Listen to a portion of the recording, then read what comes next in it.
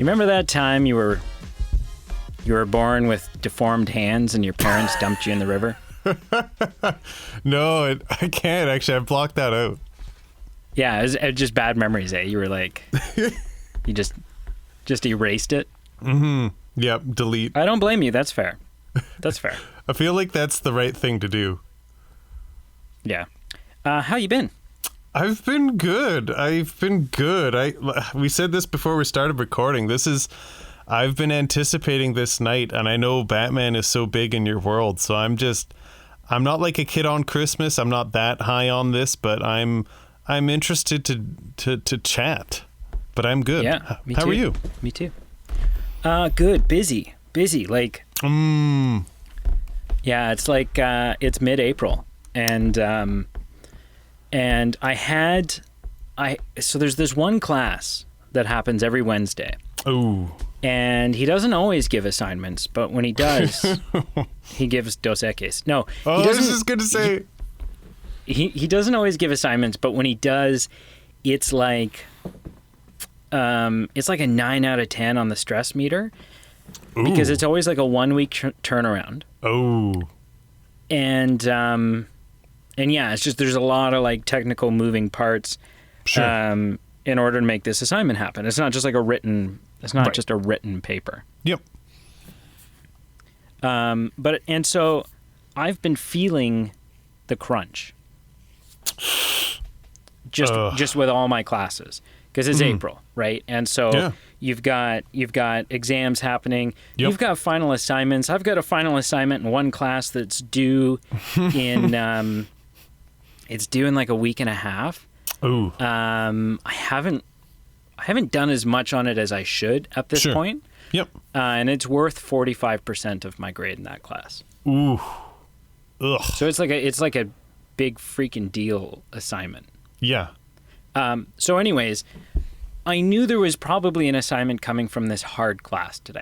And I was like, here we go. Like whenever I get an assignment in this class, it's like a couple all-nighters with some energy drinks and some like just trying to get through. It's a totally unhealthy regimen, but it's like it's how I do well on them. Anyways, You have to do what you have to do. So he gave 3 assignments today. 3. 3. Wow. Like I got as soon as that class ended, I got in the car and I went for a drive because I was like, I just need to clear my head. I need to remember what outside looks like. Right. I need to get one last good look at it for the next 2 weeks. My gosh. It's gonna be intense. But yeah, busy. And on top of all that, on top of school, I knew a really busy time in school was coming up, and I wasn't going to have any time for much fun, so I Sure. started a gaming YouTube channel. Right. Because why not? Why Why not? So far with daily uploads. Oh, Daily uploads. Good Lord. nice. But yeah, I'm going to be shameless and self-promote it by posting a link in the Do it. in Do the it show up. notes there. But you should go yeah. subscribe. Yeah, because Okay. inevitably when the podcast crumbles because we get sued or something, it's going to be my fallback on that YouTube channel. And you know what? I look but forward welcome. to. I look forward to like the kind of A&E documentary when it's about you when your gaming channel has gone big, and they'll be like, "Who's Yeah. this loser?" And I'll be like, "I was on the podcast with Brady before he made like, it big." Yeah, you'll be English by that point. Yeah, obviously. And you'll be like, I knew that loser before he played video games on the internet. Right. Bloody hell. I taught him everything he knew about video games. About video games. It was really Yeah. my channel. He stole it. It was, yeah. I'm going to sue him. I'm going to sue him, Governor. But welcome. Yes. Welcome. My name is Welcome. Brady. I'm Peter. And we have this little show on the internet that we do sometimes. Yes. Also, like, every week. Yeah. But, Yeah. We're Sometimes referred every to week. as the Movie Men podcast. yes. What do you want to say? Batman. There's nothing. Nothing to say. Podcast episode over.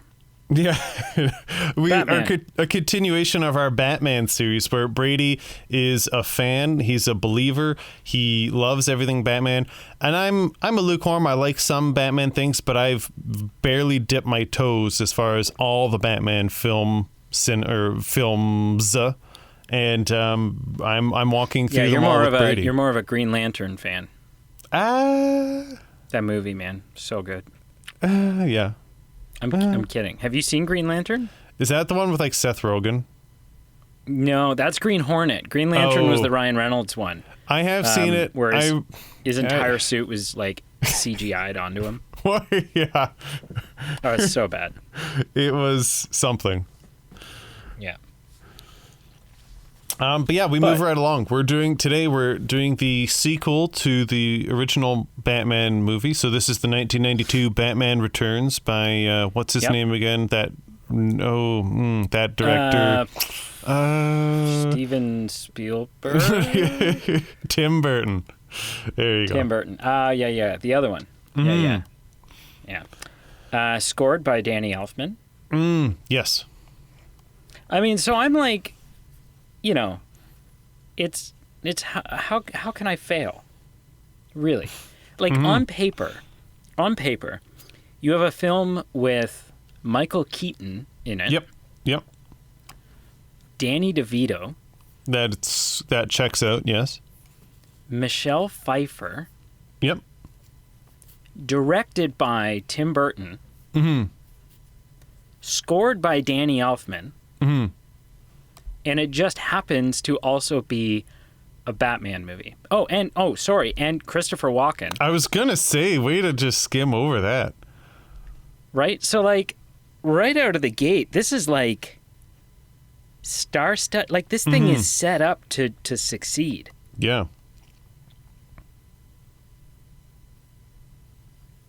Were you surprised when Christopher Walken showed up?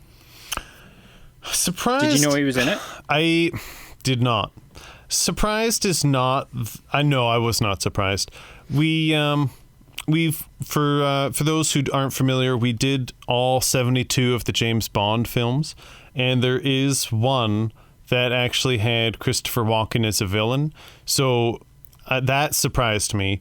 This, if it was my first kind of off role for Christopher Walken, would have surprised me, but the being as a Bond villain kind of warmed me up to this. So this was kind of like, okay, same ballpark, kind of an abnormal character for him to play. So it was strange, it was different, but because of my background of seeing him as a Bond villain, I wasn't surprised. I wasn't shocked. Right. Okay. So do you have some trivia for me? Are you going to give me trivia with a Batman movie? I am. It's not in the form of a Yes. question. I struggled with how to like mold it into a question, and I just said I was spending too much time on it. I'm like, never mind. I'm just gonna like go over some points and we can converse about them, because I do Sure. actually like I do want to get it like recite them with you or share them or whatever. Yeah, I don't know sure. what you. Yeah. So the first thing is a little kind of like life intersecting with something else you're doing. Apparently, singer David Bowie was previously considered to play the Joker in the previous film, apparently. Yes. Yep. But apparently he was also in contention for the role of Shrek, the role of the aforementioned Christopher Walken. But apparently David Bowie declined in order to appear in David Lynch's Twin Peaks Fire Walk with Me, which, as a Twin Peaks fan, the television show, the original show, is great. That movie was utter trash. Even when you have David Bowie in it, it was still not good. So I don't think that it's hard to say if David Bowie made the right decision, because like Shrek is a very weird role, so maybe he should have picked Batman, but I don't know. Maybe it was a lose-lose. It's hard to say. The other thing that surprised me was apparently Michelle Pfeiffer was not the original choice for Catwoman. No. It was someone who I had to look up her filmography because I wasn't familiar with her, but it was someone named Annette Bening, I think it was. Mm-hmm. Yeah. And she decided, well, she got pregnant, and then she got was pregnant. And, she was replaced by Michelle Pfeiffer, and actually Michelle Pfeiffer got a higher salary than Annette Bening was originally scheduled to get. Yeah. So Michelle Pfeiffer also had to. So once she needed to be replaced, a bunch of people auditioned for this. And okay. Michelle Pfeiffer had to audition like 20 plus times. What? But finally got it. And something else that's actually really interesting. So we hear a lot of the time about how uncomfortable the bat suit is. You hear people who like have acted as Batman and they tell you like what an awful nightmare it is to wear that suit. Sure. Catwoman's suit, which if it's not tight, then I don't know what you would call it. Right. Was so restricting and so tight that it actually was suffocating on her. Oh. And they could only record a couple of lines at a time What? before they had to like let her out of it for a bit. Wow. Yeah.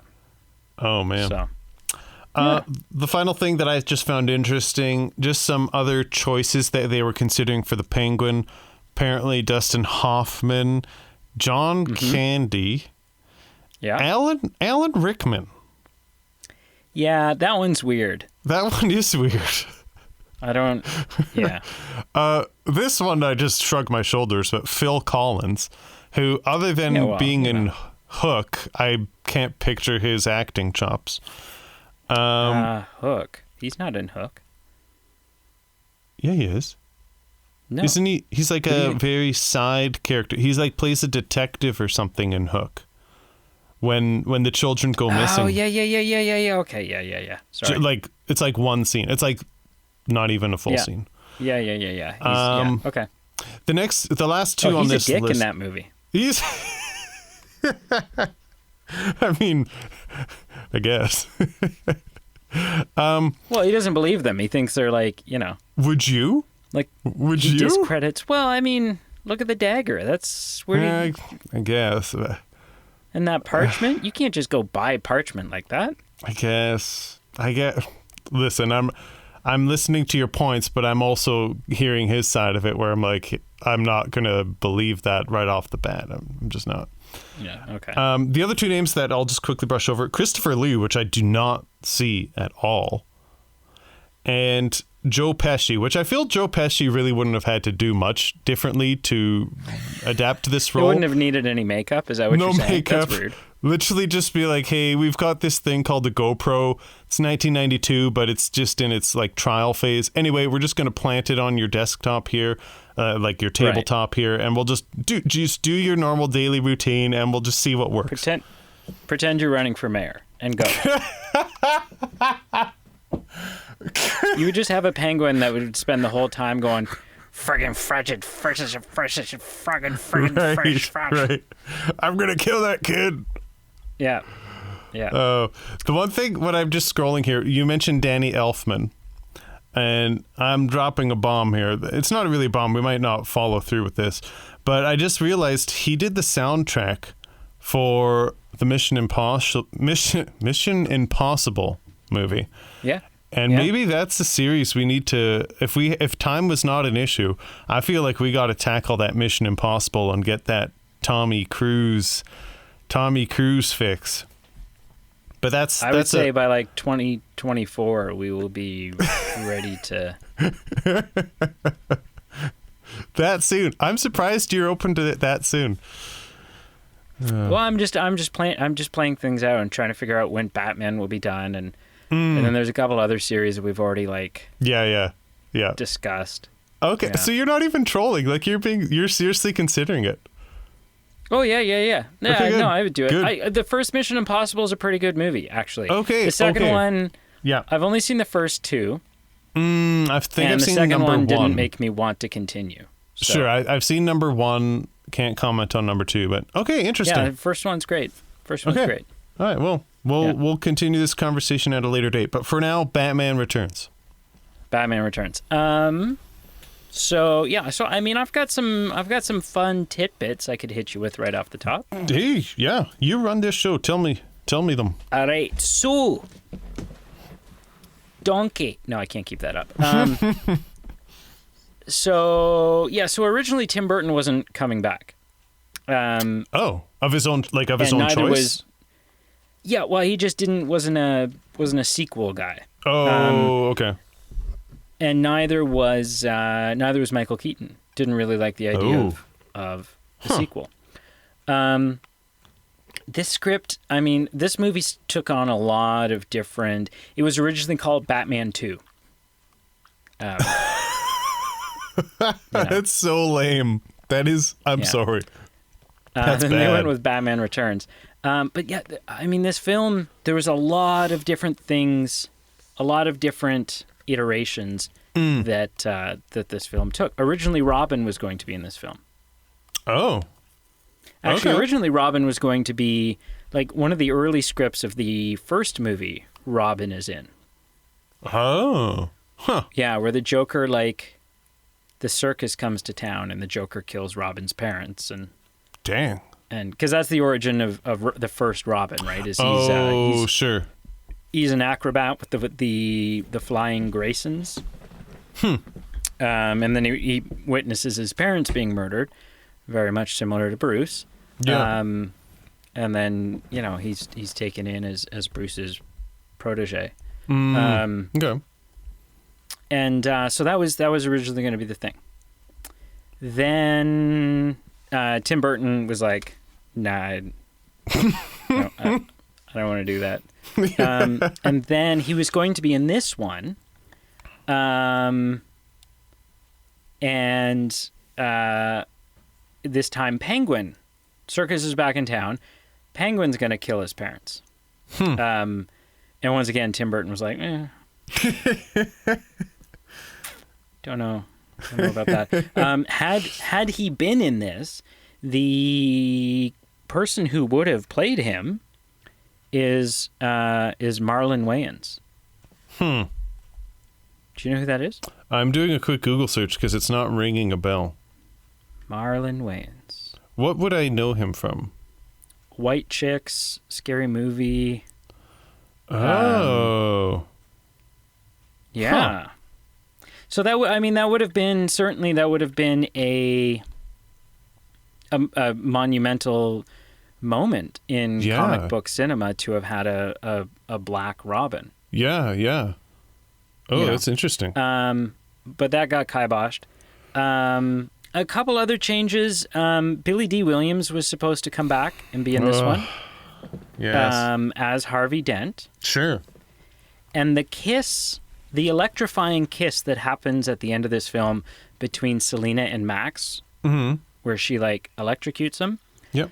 That was supposed to be a kiss between Selena and Harvey. Oh. In which the left-hand side of Harvey's face gets badly scarred from the electrocution. Oh, cool. Yeah. So this film was supposed to, or like at one point in time, was going to end with the creation of Two-Face. Yeah. But that didn't happen. Right. So yeah, note, while you're on that note, just unfortunate that Billy D. Williams did not come back. Unfortunate, yeah, for sure. But also, so while we're on that note, you can't blame him because in the first film they literally had him hold open a door, and that's about the extent of his character involvement. Yeah, for sure. He's got like 2 lines or something. Yeah. There's so this is the last film with Tim Burton, and that I did not know. Yeah, so this is the last film Tim Burton's directing. It's also the last time we see Michael Keaton as Batman.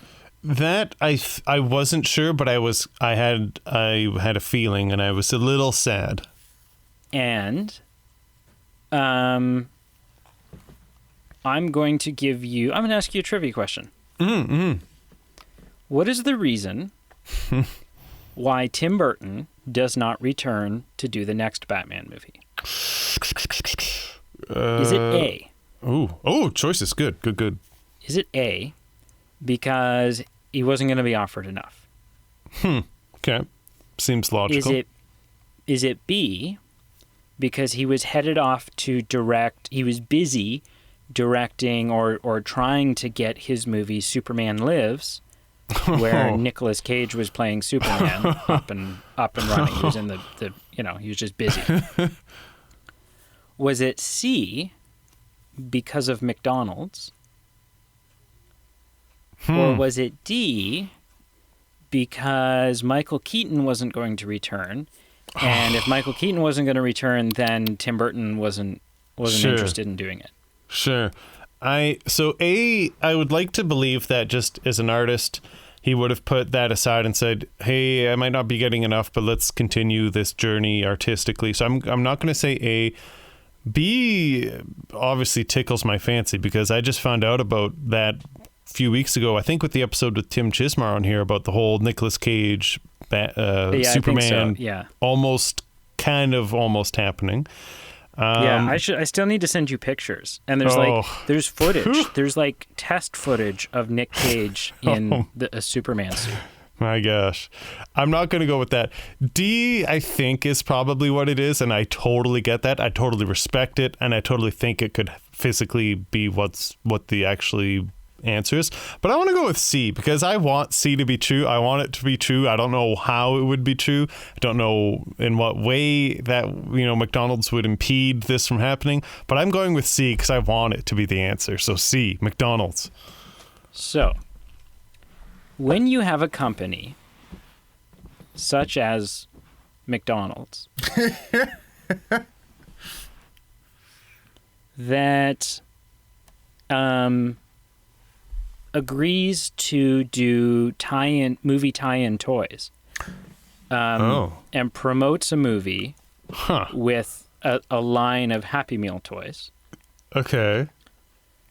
And then the movie comes out and you have Danny DeVito choking on green vomit and making sexual passes at people. Right.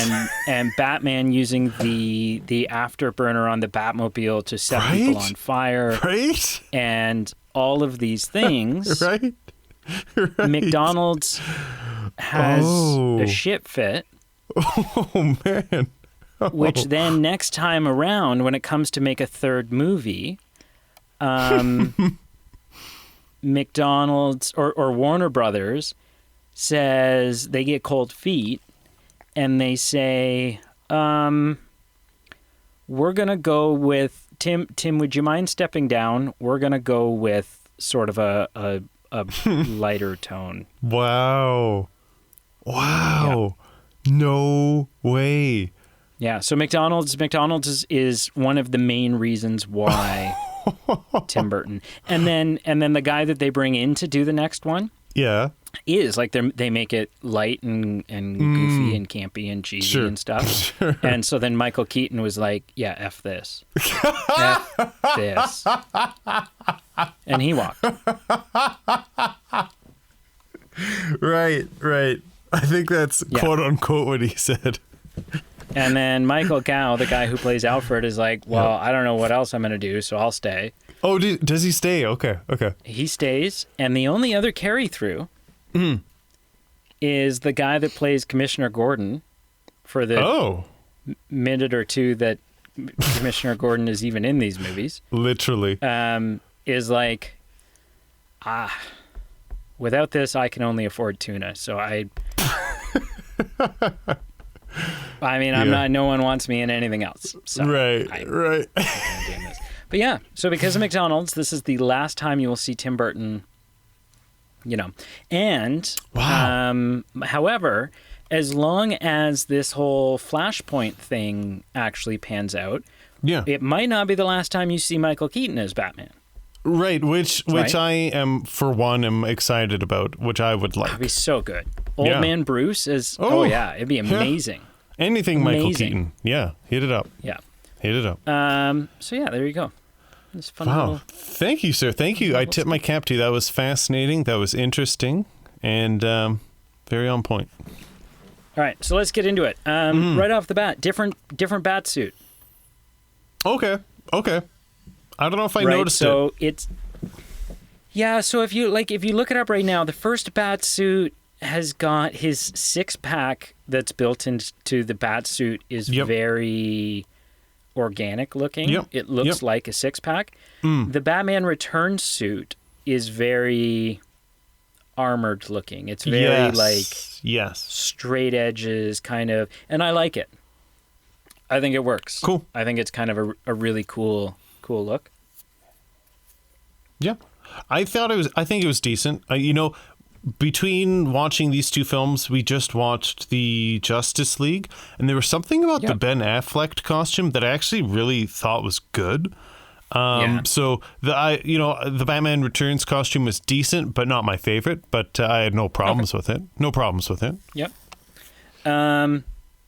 Yeah. So that's a different Gotham. Gotham's gotten a bit of a redesign, a bit of an overhaul. And a lot of the reasons behind that is like part of Tim Burton's condition to come back was that he was given a lot more creative control. Because this would have been why this would have been after Scissorhands, right? Yeah. Okay. Yeah. Which is why you watch the first one and then afterwards someone is like, hey, that was a Tim Burton movie. And you go, oh, really? Okay, yeah, I can see that. You watch this one and someone says that was a Tim Burton film. And you go, well, no shit. Like, Yes. This honestly feels like a Tim Burton Batman movie. Yeah, when you, like, literally... Whereas the first one is a Batman movie directed by Tim Burton. Whereas this is a Tim Burton Batman movie through and through. You've hit it on the head. With the first one, you have to squint and you go, oh, yeah, I guess I see a bit of Tim Burton, like, here and there. This one, like, 2 minutes in, you're going like, wow, you're just leaning on your old trick bag there, Tim Burton. Yeah, like, his styling of German expressionism really comes through in this film. Heavy. Yeah. So Penguin. I mean, so right off the bat, I mean, the first Batman movie took a lot of liberties with the characters. Sure. Right? Making Joker the one that killed Bruce's parents. Oh, that's right, yeah. Which is not a comic thing. In this, yeah, I mean, there's some changes that happens, right? You've got Penguin. He kind of redesigned Penguin. Right, so Penguin is normally just like a short little guy that has, he wears suits and he's very dapper. He's very gentleman, crime boss type, whatever. He's not this like deformed half human, half penguin guy. Right. So that's a Burtonism for sure. And then, some of the stuff with, like, Catwoman dying, and then, or Selena Kyle dying, and then kind of being, like, molested back to life by these alley cats. Like, what the heck did I watch? That was... Is also, like, that first cat's just, like, licking her in the mouth. But... Yeah. That's... Which, if you don't have consent, that is, like... Anyways. Yeah, so that's, I mean, there's some Burtonism stuff there too, right? Like he takes a lot of liberties with some things. Sure. But that's fine. You know what? I don't mind it. I quite enjoy Danny DeVito's Penguin for what he is, and Michelle Pfeiffer as Catwoman. Oh my gosh. She's just, I mean, she's fun, she's incredible. This whole, like, when she comes cartwheeling and flipping out of Max Schreck's department store that she's like rigged up with the microwaves and the aerosol cans. And she comes somersaulting out, and then she stops right in front of them, and like out of breath, she looks at them and she's like, meow. And then the building explodes. You're like, oh my goodness. Like she's good. But yeah, through and through, listen, this is my favorite Batman movie that is currently released. Oh, wow. I don't know if I would argue that it's the best Batman movie, but it is my favorite Batman movie. Oh, wow. If I have to sit and watch a Batman movie, it's also coincidentally one of my favorite Christmas movies. Right. I was reading, it was released in June, which I just find hard to watch this in the summer, but yeah. I definitely have some merit, like labeling it as a Christmas film based on what's going on. Yeah. Yeah. So, oh, geez, I'm punching my microphone. So tell me your thoughts. I'm gonna disappoint you, but What else is new? Sorry. No. Sorry. Go ahead. I found it a little disappointing compared to the first one. I'm not gonna lie, and I'm actually that's fair. So we'll get into what I gave this at the end, but I obviously gave this an applicable score. I'm actually considering going back and considering giving the first film a higher score. I honestly wonder if I was holding back, if I went too hard on it, saying, okay, we got to hold back, there's more to come, got to give some room to grow. When I was watching this and I was trying to score it and analyze it, there was just a lot of things where I just enjoyed the previous film more, and I enjoyed aspects of it more. And I didn't know this was your favorite going into it, but I definitely did know that a lot of people held it in high regard, both Batman fans, both just film fans. This movie just gets a lot of hype. So I think I did have some built up high expectations that maybe that played into it a bit as well. But yeah, I don't know. I trying to just like figure out why I didn't like it. I don't know if there was just too many directions in this film, if I just found it with the Penguin and Catwoman and Christopher Walken's character. I just wonder if maybe they choose a bit fewer, kind of developed the fewer things just a bit more richly with, just a bit more interest and a bit more character storyline. I'm not sure. I'm not sure where it exactly went wrong, but I think that had something to do with it. Okay. Yeah. And it came to a head. There was a scene near the end where like a million penguins are running around with rockets on their back. And when there's a lot of different stuff going on with the Penguin, and just compared to the previous film, when you've got Jack Nicholson going, "Tell me, son, have you ever danced with the devil in the pale moonlight?" And then comparing it to like penguins running around with rockets on their back, I was like, oh, really? See, to me, this is like, I think that's part of what I love is that it's like, it feels like a comic universe. Like it feels like, to me, that's true. This is Gotham. Because like the thing is, okay, look, because I was thinking about this, right? Mm-hmm. These like exploding penguins and and supernatural beings like Catwoman and stuff like that. Let's take Christopher Nolan's universe for a second. Yep.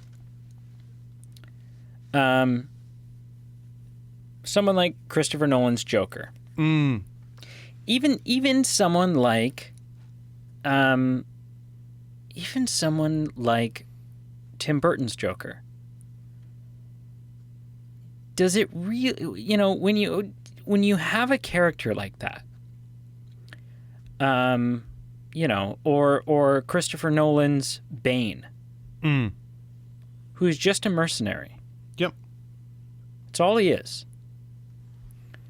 Do you really need, how incompetent is the army and the police force and everybody else that you need a Batman in order to deal with that?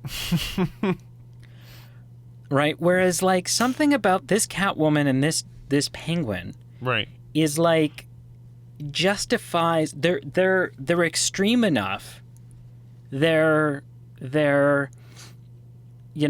above normal enough that you need above normal to come and deal with them. Do you know what I mean? Yeah. Like, yeah. If it was just, like the first Superman movie, the Man of Steel, the first of the newer Henry Cavill Superman movies. Yep. It makes sense. You have a Kryptonian. So you need Superman to deal with it. No one else can deal with this. Right. Has to be Superman. Whereas if you took Zod out of the first, out of Man of Steel, and you plopped Tom Hardy's Bane in there, you would get halfway through the movie and you'd be like, what is this shit? Like, why do we need, like, he's just a little overqualified. Yeah. Right? That's the thing about, like, Heath Ledger's Joker. Cool character, sure. Right. But he's just a terrorist. Right. He's just an asshole with a knife and a bazooka. Yeah, he could be taken down by... Bring in a tank. Bring in a Bradley assault vehicle and shoot this sucker in the face. Like, you don't Right. need Batman to do this. Whereas when you have someone like Penguin, or you have Catwoman, Catwoman especially, who has, like, these acrobatic abilities and, like, she's got the whip and the 9 lives and all this stuff. It's just Batman makes more sense to me. Yeah. In that, in this Batman Returns world, in this universe where there is the bizarre, we need the bizarre in order to deal with it. That's when it feels less weird. You know, and that's an than interesting... just, Yeah. you know. That is Whereas, an interesting you know, point. in that world, you have the police force go, we've got a half human, half penguin, and a woman who's, like, got abilities of a cat. Let's let this guy that dresses up as a bat go and deal with them. And that kind of makes sense. Right. This is out of our territory. It kind of makes sense. Out of our territory. Out of our territory. Whereas in Christopher Nolan's thing, when you've got Joker and they're like, this guy who's, like, taking hostages. We've got this vigilante, though. You know, the throat cancer guy. Send him in. Oh. I do wonder. Right? I do wonder when you're elaborating on this. I do wonder if it does come down to our fundamental differences as far as I'm less intrigued with something being more comic book or, you know, like DC feeding into the realities of that universe, as with I'm watching it and I go, hey, yeah, maybe this doesn't really fit the peg for me as far as, you know, I think what you're making makes sense comic book wise as far as you like the zaniness or the weirdness of Penguin or what Catwoman brought to the table. I'm young and spry and have imagination, and I'm set in my ways, boy. You're old, shriveled, and just like things to be real. Yeah. You just don't, you know, you're like, I just can't. They wouldn't actually do that. Well, and even when I'm thinking back to the Joker, like, I think I was too hard on it, but the things that I liked about the Joker were the realities of him and him, like, the kind of the terrorizing components of him were more reality based. And then there was the more comic booky things, which I was like, okay, I can take or I can leave, which now that I'm talking out loud, I think that kind of explains maybe my distaste for some of the things in this film. I still think this is the best Batmobile, and I think it gets showcased better in this one. Where you've got this like the Tumbler is a Tumbler. It's I mean, it does that bullshit thing. Excuse me, that bullshit thing with the motorcycle thing that comes out of it. Right. Which is there's no way that's stock. That's they've done something to that. Right. But this one, it's like it's got it almost feels like a James Bond car. It's got gadgets. Yep. You want a Batmobile that's got gadgets that can do things that it's not just an armored vehicle, you know? Yeah. So that's fun for me. There's one line and there's one moment in this movie that gives me chills every time, just because I think it's so beautifully acted and so well written. It's at Max Schreck's masquerade party thing. Oh. When Selina, she's got the gun and she's revealed that she's gonna, like, she snapped, right? She's gonna kill Max. And I mean, he threw her out a window. Hey. You know, she seems crazy, but like her motivations they check out. Oh yeah. But yeah, there's like, and they repeat, although they like switch roles for this little, like, that you know, cool. Mistletoe can be deadly if you eat it. A kiss can be even deadlier if you mean it. And in that moment, they realize simultaneously. Yep. They realize who each other are, and there's this moment where she goes, "Oh my God," and she like starts. He pulls her closer, as this quick like, he's trying to figure out what to do. Yep. And she goes, "Does this mean we have to start fighting?" And it's like, and to me, it's such a brilliant moment because it's like, it's this like, it's a moment where the characters almost question why it is that they do when they do. Like, Right. Bruce Wayne and Selina Kyle have no interest in fighting each other. Right. Yeah. Batman and Catwoman do. And so it becomes this thing of like, which identity is our actual identity? Who do we need to stay true to in this moment? And so I think that's a lot of fun. I think, yeah, that's a fun moment. I like that, you know, the main goal in this movie for the longest time is we'll turn Batman into the enemy. Yeah. We'll try to frame him and trash his name so that like that's how we destroy him. We make people stop believing in him. And so that was fun. Yeah, man, I don't know what it is. It's just it's the color palette. It's the fact that it's Michael Keaton. It's everything. It's just such a fun Batman movie. The moment where Selina Kyle is being held hostage with the taser in the beginning when the circus crew is like attacking, and Batman shoots the grappling hook at the wall and the guy goes, "You missed." And he like yanks it and like, you know, knocks the guy out with it. I was like, that's so cool. Yep. Oh yeah. So yeah, I mean, through and through, I could talk about this thing all day. It's nostalgic for me. I had it growing up, and it's amazing through and through. I absolutely love this film. Well, no, now hear me out. Like I think there's traces here. I think there's stuff to work with. Like I'm still on the Michael Keaton train. I think I always will be. Like I think just compared to the previous one, there were some less moments with Alfred interactions. Even his romantic moments in this one with Selina Kyle, they weren't as potent as I found the romantic scenes in the first film. With Vicky, but there were still times of the lines that you just recited about the mistletoe where it's like, okay, we've got this mirroring of something that was said before, and even just their acting without dialogue, where you realize they realize it. They're now questioning what they do next. There were trace amounts of like, okay, we've still got something here. I still like Michael Keaton, and of the three villains, like I agree, like Catwoman needs to be there. She's good. She's got a compelling backstory. I did find it disturbing, like just the whole revival thing where the cats like are just licking her and she just I don't even know what happens. But to bring her back, man. I listen. Yeah. This is why I own a cat, because I know it'll eat you. I fear for my own mortality, so I know now. Yeah.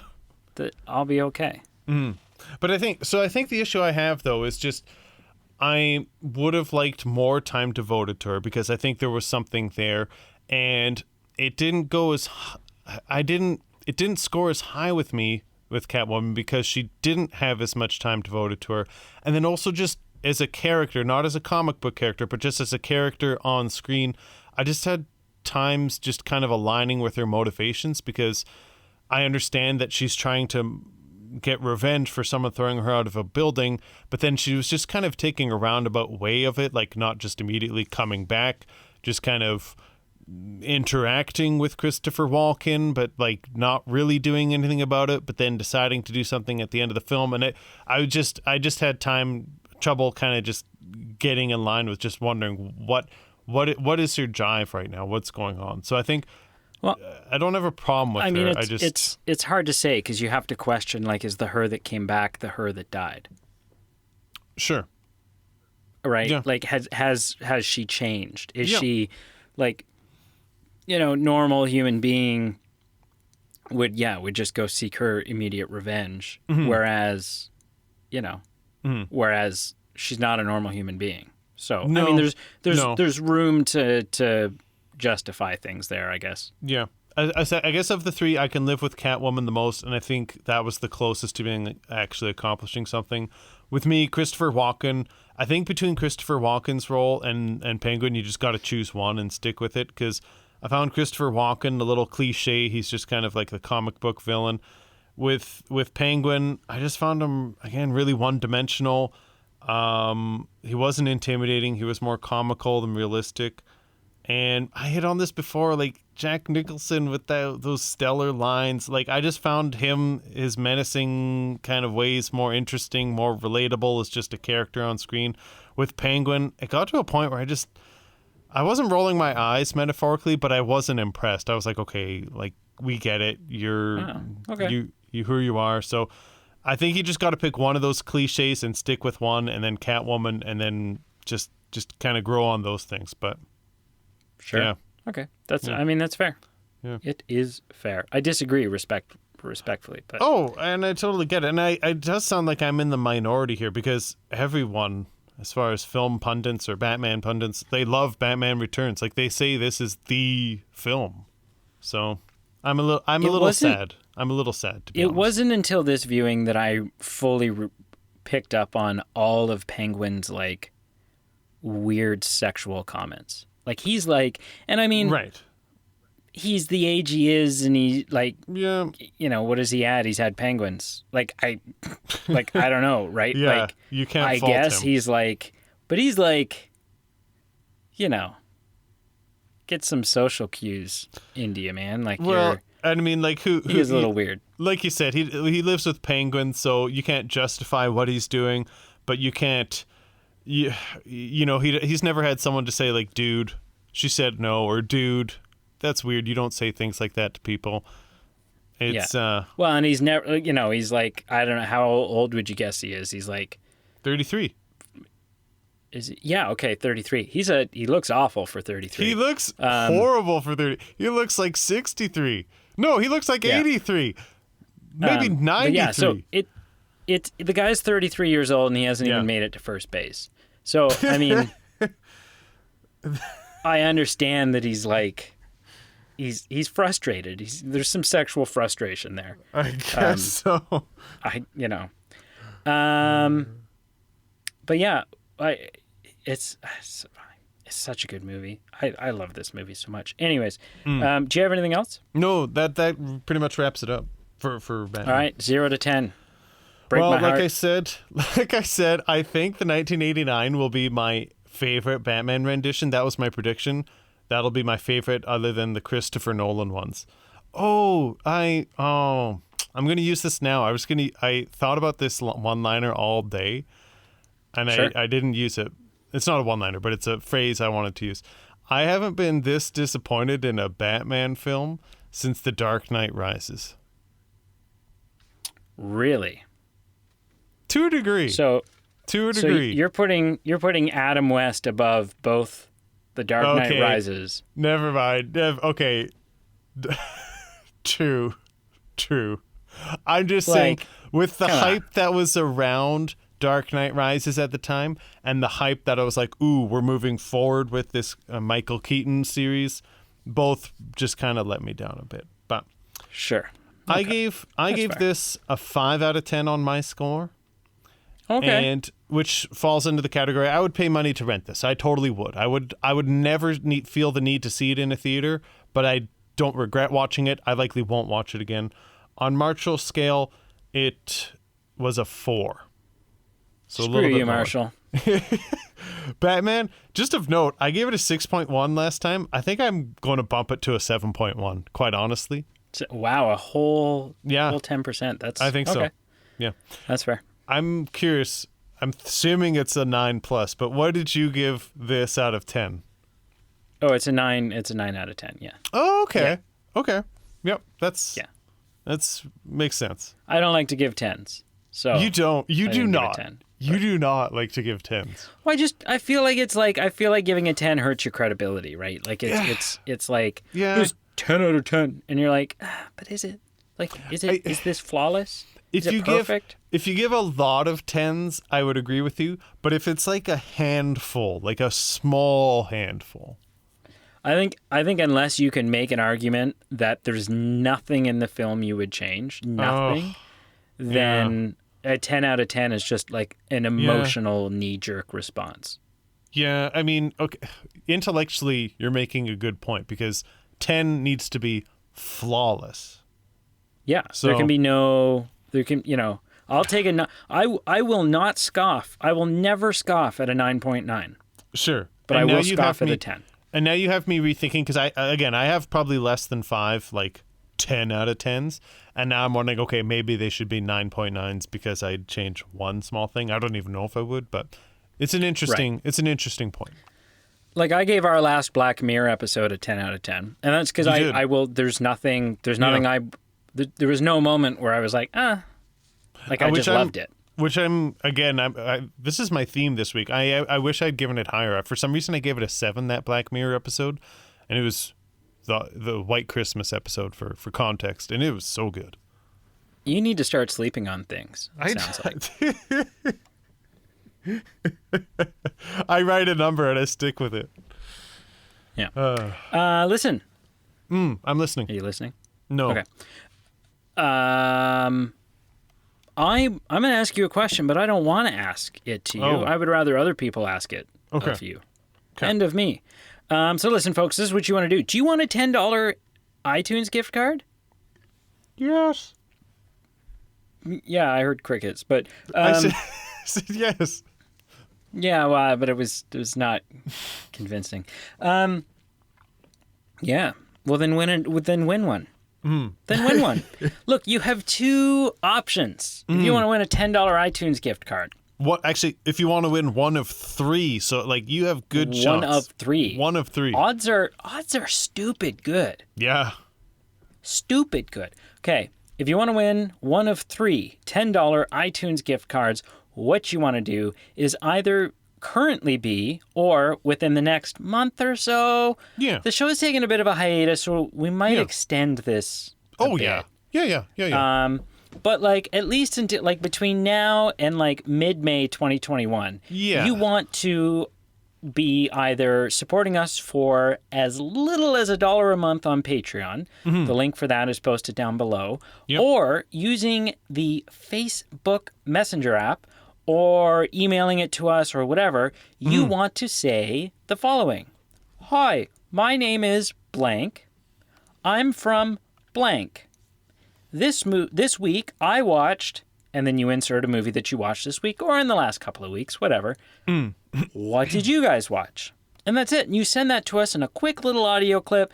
We're going to post it in the show. It will happen like in this moment instead of me asking it. Your voice will be there. And then you're automatically entered. Automatically entered. Do it. Stupid easy. It's all you got to do. Yeah. Or support us on Patreon. The link Yeah. is posted below. Yeah. Having said that, what'd you watch this week, Pete? I watched a few things of interest. So, the first will be a film called, I'm just getting the title up. It was called The Salvation. It was from 2014. It was a Western. It starred Mads Mikkelsen, so Le Chiffre from Casino Royale. It also starred Eva Green, which was Vesper, so from Casino Royale. So it was honestly like a Casino Royale homecoming. It also had Jonathan Pryce, who was like the old man from Pirates of the Caribbean. But regardless, it was a Western I watched. Interesting. Nothing too remarkable as far as it was what it was. Fascinating view, I suppose, but nothing to write home about. So I watched The Salvation. Then I watched and I listened to something. So I'm gonna mention both. I finished the Disney Plus series WandaVision, and Yeah. shout out to Patreon supporters, or people considering being Patreon supporters, I listened to our Patreon exclusive bonus episode, which Brady released, of his review of WandaVision. So I watched that. Did you concur with a lot of those points? I would concur. You know, as a human being, there's obviously some things that I was like, and obviously some things I was like, yeah. So for the most part, I think I agreed. You gave it a score out of 10. I don't know if I want to let the water out. If you want to let the water out, that's up to you. But I differed with your score, but I would probably give it in the 7 out of 10 range. I gave it a 7 out of 10. I thought it was a decent view. It was a fun view. There was a couple times I thought the series kind of let the wind out of the sails a little bit, where I would have done something differently. But overall, I think it's fun, and it's exciting to be having all these series come out. And if nothing else, I am just so beyond excited for the Loki series coming out. And I don't want to build up my hope too much, but even before seeing what they did with WandaVision, which was something I had zero interest in, watching WandaVision, I was like, ooh, this is fun. This is interesting. I was interested in Loki beforehand, so I am even more interested in Loki. So are you moving on to the Falcon and the Winter Soldier now? I don't think so. I mean, I was on the fence. I was on the fence with WandaVision, and there's stuff like, have you seen spoilers? No, I haven't. Okay, so this is something that's going to entice you to watch the show. Sure. And I don't really think this is a spoiler because it's all over the internet at this point. Listen, for the next 10 seconds, just plug your ears if you don't want to know. It's not even a spoiler. It's in the trailers. It's in, like, everyone's talking about this. Sure. But Pete, there's a new Captain America. You need to get it's the stuff that is happening in this show, the stuff that's happening in all of these shows. None of them are like, oh, you skip this one and then just go on to the next MCU movie when it comes out.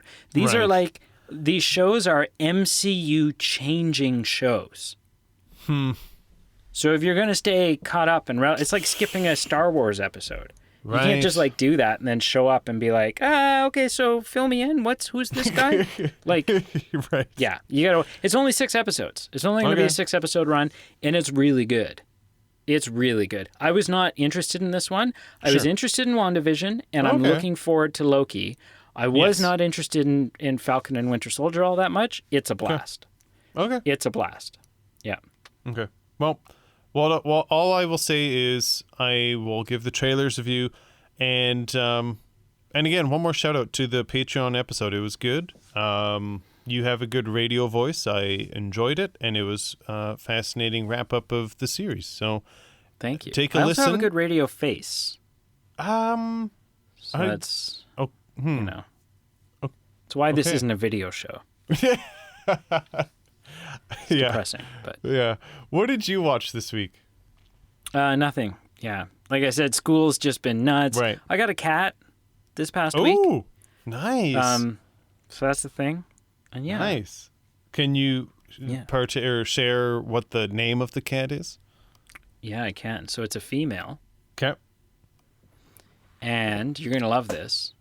I hope so. Is it? Her name is Her name is Vesper. Yes. Yeah. That's awesome. Yeah. Does she look like Eva Green at all? I don't know what that means. I don't know if that would be like an insult to her or like a compliment to the cat or...